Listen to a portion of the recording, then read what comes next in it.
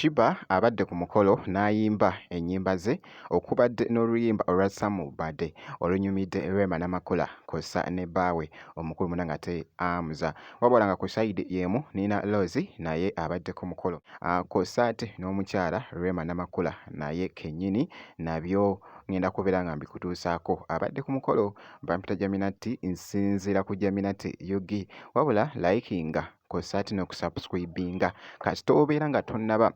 Wabula ntandise munnange ate ne Shiba Kalungi. Shiba Kalungi yabaddekokko ku mukolo ogumu. Omukolo guno kwabaddekokko n'omukyala Rema Namakula kw'ossa ne bbaawe. Wabula ku zimu ennyimba Shiba ze yabadde ayimba wali ku mukolo kwabaddekokko n'oluyimba olwa Ssamubadde olwanyumidde omukyala munnange ate Rema Namakula kw'ossa ne Dr. Amuza. Bannange buddansi wali.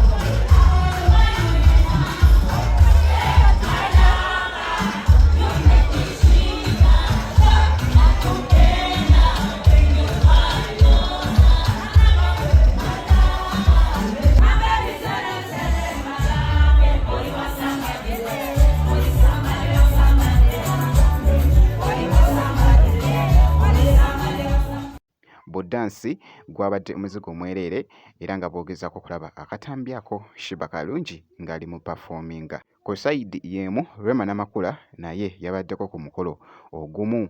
Omukolo guno gwabadde gwa Enure kw'ossa ne Shani.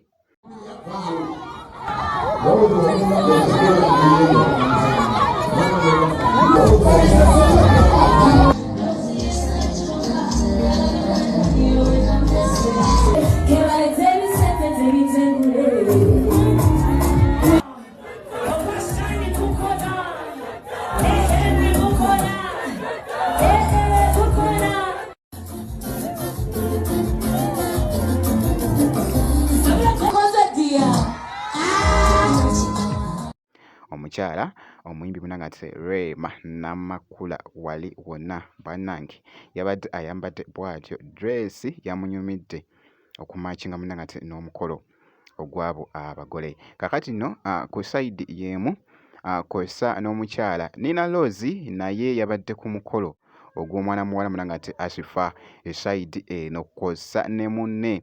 Wabula Nina Rose yayimbye oluyimba ku Billboard.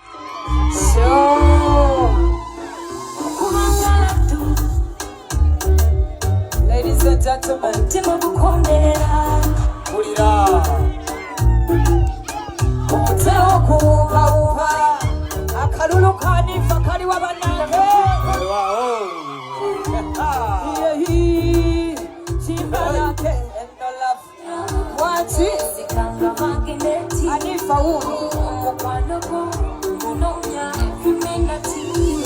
Shagala musa kumili koditi Kuimbira koruna kurure Shagala kusa kumili koditi pande